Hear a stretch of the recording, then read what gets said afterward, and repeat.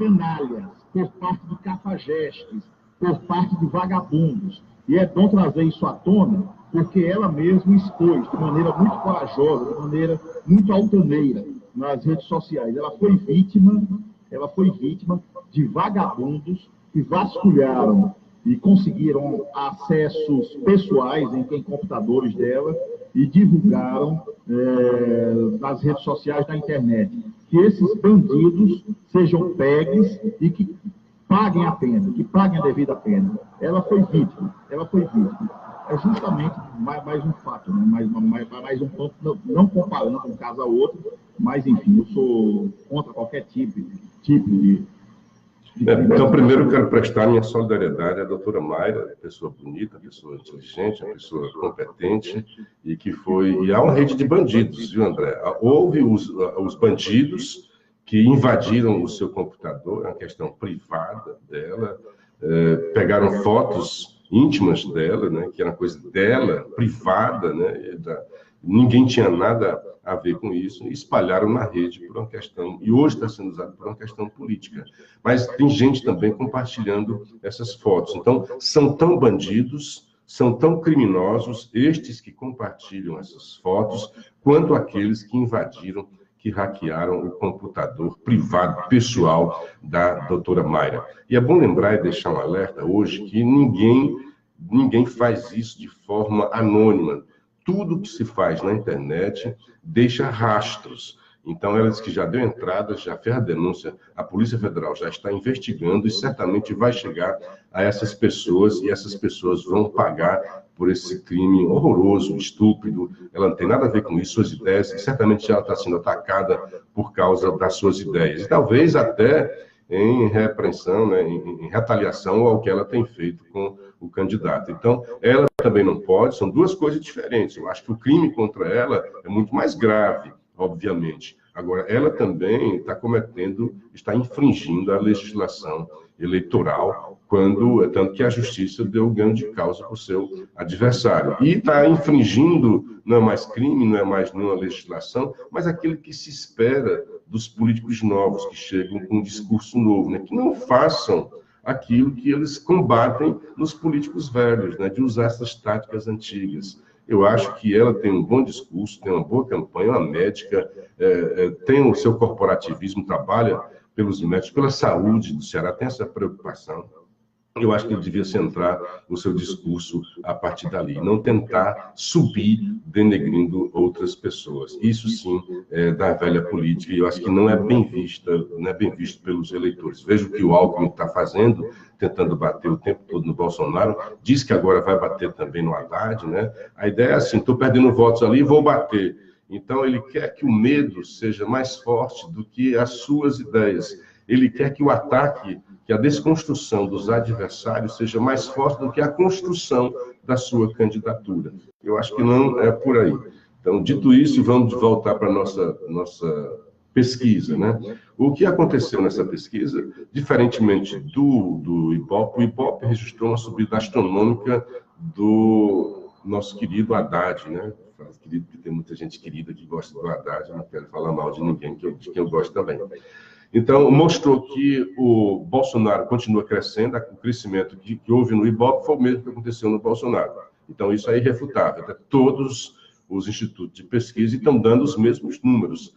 Ibope dá de 22 para 24 e agora para 28 o Bolsonaro, crescendo, se consolidando, apesar dos ataques contra o homem, apesar de ele estar acamado, apesar de não estar fazendo campanha e apesar das declarações horrorosas dos seus aliados, como o Mourão tem feito. Até o Bolsonaro deu um cala-boca. E deu também o crescimento do Haddad, tá? Só que de forma menos expressiva no Datafolha. Outra coisa que deu semelhante, Ciro mantém-se estagnado nas duas.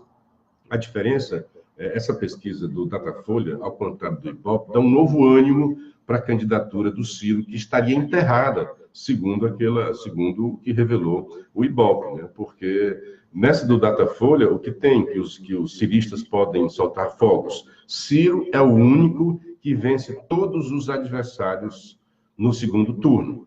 Então, o Ciro, que está contra o voto útil, hoje poderia ser beneficiado pelo voto útil. se os petistas fizessem esse tipo de raciocínio. Os petistas fazem esse tipo de raciocínio do voto útil quando é para ele, né? Mas hoje, por exemplo, no segundo turno, se querem evitar o Haddad, se querem fazer um voto pragmático, as esquerdas deveriam centrar os votos no Ciro, porque o Ciro tem dificuldade de chegar no segundo turno, segundo revelam os institutos de pesquisa.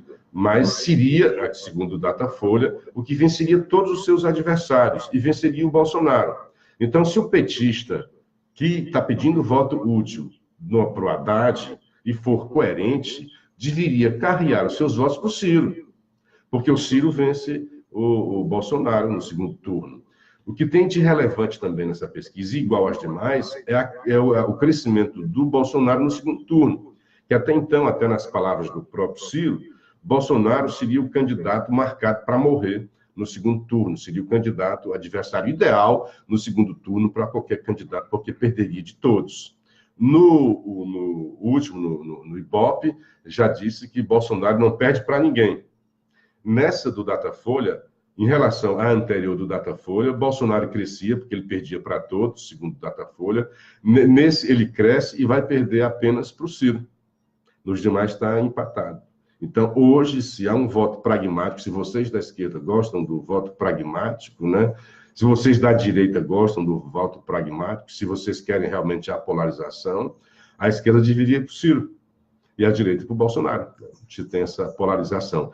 Porque mais que Haddad, Ciro demonstra força neste momento, neste retrato dessa pesquisa, Ciro seria o cara que venceria Bolsonaro. Os demais não venceriam Bolsonaro. Então, essa que tem de novidade é isso daí. Ciro vence, o único candidato hoje a vencer o Bolsonaro no segundo turno seria o Ciro. Então, Haddad cresce, mas o crescimento, segundo o Datafolha, não foi tão expressivo quanto o do... Porque lá no Ibope o crescimento foi de 11 pontos, né? Aqui já foi menos, acho que foi de 8 pontos que aconteceu no Datafolha em relação à pesquisa do dia 10 de setembro. Mas mantém-se estagnado o Ciro Gomes, desce o número de votos brancos, Alckmin desce, mais ou menos estagnado, e viés de queda o tempo todo, nossa querida Marina da Rede.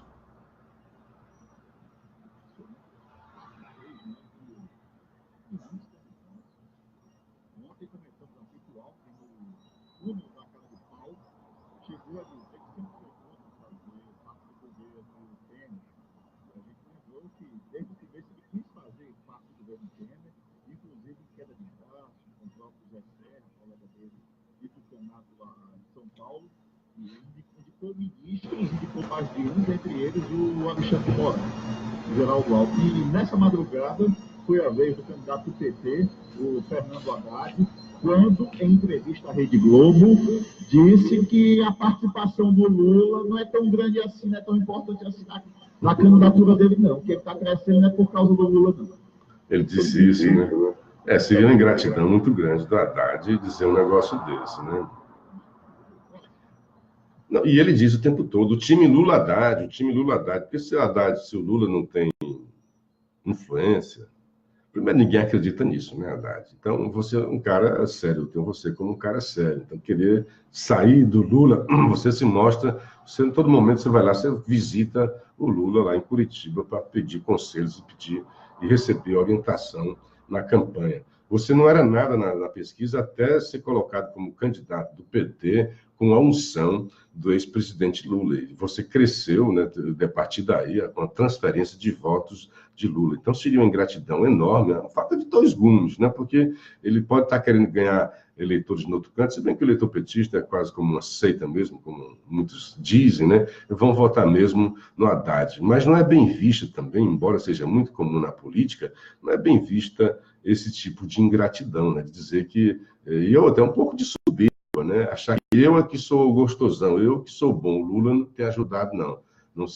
Não dependo do Lula e não é por causa do Lula essa quantidade de votos que, de repente, eu recebi. Então, menos Haddad. Então, foi muito boa essa sua avaliação, assim, de comparar. São os dois paulistas aí que estão querendo óleo de peroba, estão precisando de óleo de peroba para passar na cara. Tanto o Alckmin, ao negar sua participação no governo de Temer, quanto o Haddad negar a influência de Lula na sua performance nas pesquisas eleitorais.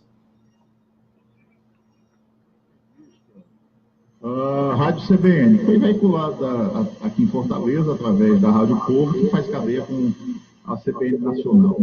Em determinado momento, Ciro disse que traficantes propuseram acordo ao governo do Ceará para reduzir homicídios, e que isso aconteceu em São Paulo, e que aqui no Ceará o governador Camilo não aceitou, e não aceitando, claro que fez bem. Com bandido não tem negócio. O bandido não tem negócio, o bandido não tem conversa, o bandido tem a força da lei, tem a justiça, e se necessário a força. Fez certo. Agora eu faço uma pergunta, e se chegou essa proposta, quem foi o intermediário? Pois é. É um negócio complicado, deixa eu dar um bom dia. Luiz Edmar, Luciano, você não acha que o Datafolha deu um alento ao Ciro? Foi o que eu acabei de dizer, talvez a pergunta tenha sido antes do que eu falei, né?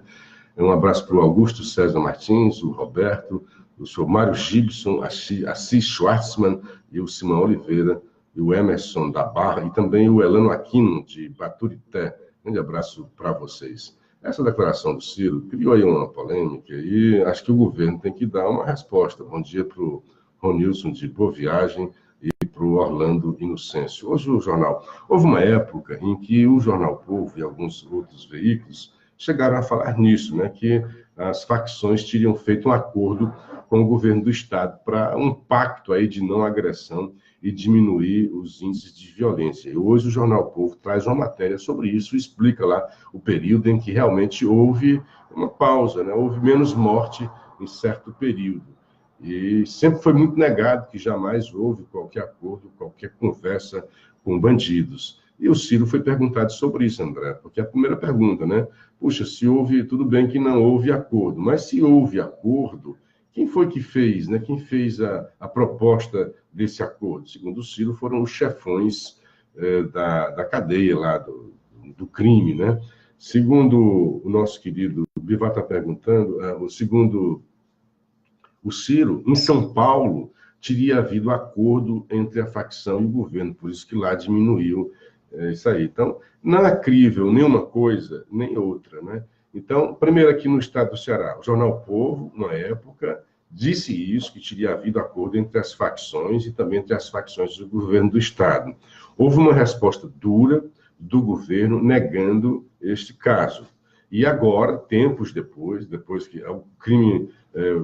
nós somos campeões aí de homicídios, né, de crimes, e o assunto volta à tona pelas palavras, pela boca de Ciro Gomes, que tem bastante informação sobre isso, tem informação privilegiada. Conhece isso porque foi até consultor na área de segurança durante o governo de seu irmão, Cid Gomes. O Jornal Povo tentou com a assessoria do próprio Ciro, disse que o que tinha que falar era aquilo dali, tentou uma resposta da Secretaria de Segurança, que também não falou, então é um negócio sério, e como é o próprio Ciro que está falando, eu acho que o governo, a Secretaria de Segurança, tinha que dar uma resposta sobre isso, embora Ciro tenha dito que houve uma tentativa desse acordo e o governo não aceitou, não tem negociação com bandido, como você bem falou, o governo Camilo não aceitou, não teve visto, mas eu acho que é um caso que precisa ser bem esclarecido, para não pairar dúvidas sobre isso e nem ser explorado politicamente por adversários.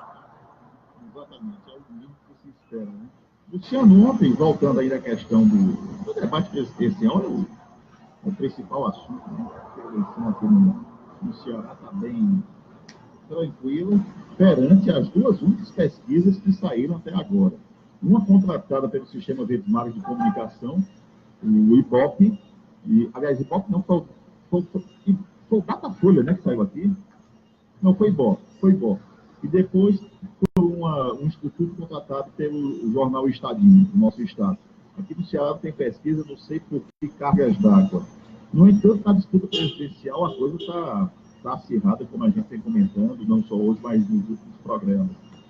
E essa questão ontem parece que foi selado mesmo, lá, um entendimento entre o Bolsonaro e seu vice, o general Mourão, e não vai ter mais essa não, do Mourão querer participar de debate falando pelo candidato do PSL, Jair Bolsonaro. Chegaram a um entendimento que é melhor o Mourão ficar calado, pelo menos não participando de debate. Eu não sei se é a estratégia correta, mas, enfim. Olha, calado, Mourão tem se revelado um grande pensador na campanha do Bolsonaro. A campanha do Bolsonaro está de vento em popa, não precisa de alguém para mexer e para trazer riscos, né? Então, a estratégia de todo mundo se calar, eu acho até interessante. Ou fala o Bolsonaro, que quando falava também, aliás, o próprio Bolsonaro tem que ficar calado também, porque diz algo, tem que ir para o embate político, né? Tem que combater. O discurso dele é cada vez mais centrar que é o antipetista, que vai fazer na economia liberal, como ele já tem dito, tentar reforçar, reduzir aquele seu discurso que ele falava, o campo moral, o campo econômico, que ele já tem falado, e se consolidar como antipetista. É aí onde ele pode conseguir os votos, é onde ele vai conseguir os votos que estão migrando do centro, né? Porque o centro não conseguiu dizer a que veio, está batendo, que também é uma coisa que o centro não costumava fazer, então é melhor calar. Porque o general, foi no primeiro momento, puxa, o homem vai ficar acamado e vamos ficar sem atos de campanha. Mas quando o general começou a falar, é ponto negativo, é gol contra. Por mais que ele tenha razão, por mais que... Só que a forma como ele fala dá a entender e deixa muito espaço para exploração política. Por mais que ele tenha razão, assim como o Ciro, nas últimas campanhas que ele fez, eu entendi todas as frases do Ciro, ele tinha razão, mas a forma como ele falava é sempre assim, a forma, né? E não o conteúdo que faz com que os adversários explorem. Olha, quando o Mourão falou, até o Lula, né, se meteu a querer fazer uma frase e falar da mãe, né? E o Mourão deu um chega para lá também, né? Que, olha, o Lula é prova daquilo que eu estou falando. O Lula está na cadeia, né? Foi condenado, está pagando pena aí de 12 anos por corrupção passiva e lavagem de dinheiro. Então, André, eu acho que está correta a estratégia de manter calado esses boquirrotos que só fazem atrapalhar a campanha. O Ciro devia calar também, eu sei que ele fala muito, mas quando fala calar, é deixar de cometer, se conter, agarra um pouco a sua língua aí, se contém, você é candidato, porque o Ciro foi falar mal também do Haddad, né? Foi dizer que não, o país não aguenta mais uma segunda Dilma, um poste colocado pelo Lula. Como é que é? A cada tensão, a cada problema, ele vai correr lá para a prisão de Curitiba para perguntar ao Lula como é que deve ser. E teve uma boa resposta do inteligente Haddad, que ele diz, olha, as principais características de um presidente é a firmeza e o autocontrole. Então, ele foi na agulha, né? Ele foi na veia do Ciro, dizendo que o Ciro não tem autocontrole. Então, Ciro, assim como o povo do Bolsonaro precisa se calar, o Ciro tem que calar essa sua alma rebelde demais, né, que quer qualquer coisa dar uma frase de efeito. Se conter, olha, você é candidato a presidente da República, de todos os brasileiros. Então não fique falando mal dos eleitores do Bolsonaro, né, daqueles que expulsam venezuelanos. Entenda, faça a sua compreensão, mas tente evitar a polêmica pela polêmica, né, que ele é um grande polemista. Pense assim, você é um intelectual, um polemista, mas está se candidatando à presidência da República e não a uma cadeira na Academia Brasileira de Letras. 6h38, estamos chegando ao final do nosso bate-papo de hoje. A gente volta amanhã, você. Grande abraço para você, André, para todos os nossos aleijamos ouvintes que nós temos aqui na Rádio Assunção, já com saudade da nossa querida Rádio Assunção. Aos nossos queridos ouvintes da Rádio Ressurreição em Sobral. A Rádio Ressurreição, ontem eu recebi uma postagem também do Bené Gomes, está passando por problemas lá, o bispo parece que quer fechar a rádio do Padre Sadoc, uma grande iniciativa do Padre Sadoc Araújo. Nós temos uma grande reverência pelo Monsenhor Sadoc. Hoje ele está interditado por questões de saúde, é um problema de saúde com ele. Então é a diocese que comanda isso daí. Então, matar essa rádio é matar, de certa forma, um sonho que Sadoc teve quando a implantou, de tentar evangelizar pelas ondas da rádio, né? Então, acho que a diocese devia ter um pouco mais de sensibilidade, de aguardar, pelo menos, a passagem do nosso grande Sadoc e não matar ainda agora o seu sonho dessa rádio, procurar a forma de sobreviver, porque o Padre Sadoc ainda tem uma renda lá que a diocese recebe. Então, vamos tentar colocar essa renda para homenagear o cônego Sadoc, esse sonho que ele sempre teve. Então, é um apelo que eu faço também. E é a rádio que retransmite lá o nosso programa, que tem grande audiência em Sobral. Pois não, André? Total solidariedade ao Padre Sadoc, né, e ao Monsenhor Sadoc, como você bem frisou. E você é um entusiasta da inteligência do padre, da bondade do padre, também virei através de você. Enfim, nosso total carinho, mais irrestrito carinho. Mas o último assunto, você viu aquela confusão que vazou ontem à imprensa, o antagonista deu furo, pelo menos disse que deu furo, e supostamente no dia do atentado ao Bolsonaro, do atentado político ao Bolsonaro, o maluco lá, maluco não, o camarada que tentou matar ele, o Abelio, teria entrado na Câmara dos Deputados, e aí se começou uma espécie de teoria da conspiração. Não sei se você viu isso aí. Eu vi, e realmente deixa muito a pensar, porque não é suposição, não, é fato, é registro, viu? No dia do atentado, há um registro do Adélio Bispo, né, a tentativa de assassinato do Bolsonaro, deu entrada na Câmara dos Deputados. A Polícia Legislativa já disse que foi um equívoco da recepcionista e já que estaria esclarecido. Mas é muita coincidência, porque na teoria conspiratória, isso era como se fosse já uma tentativa de forjar um álibi, né? Se o cara conseguisse fugir, né?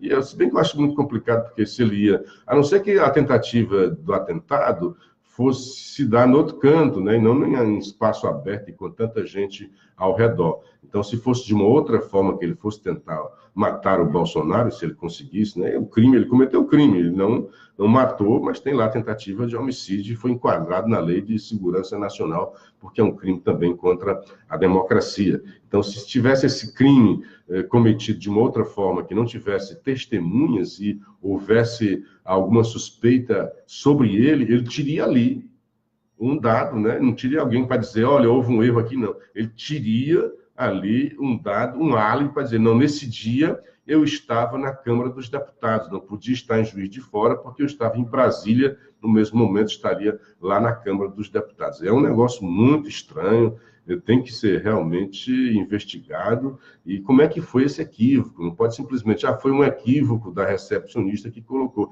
Como é que é esse equívoco? Do nada você coloca, o André esteve aqui na Câmara dos Deputados, no mínimo ela pode ter sido induzida ao erro, alguém dizer que, olha, eu sou o Adélio Bispo, estou entrando aqui, sei lá. Eu sei que é muito complicado e é realmente um detalhe que favorece prosperar essa teoria da conspiração. Precisa ser investigado, não é dizer que é apenas um equívoco da recepcionista. É uma coincidência que beira o inimaginável, né? Muito complicado.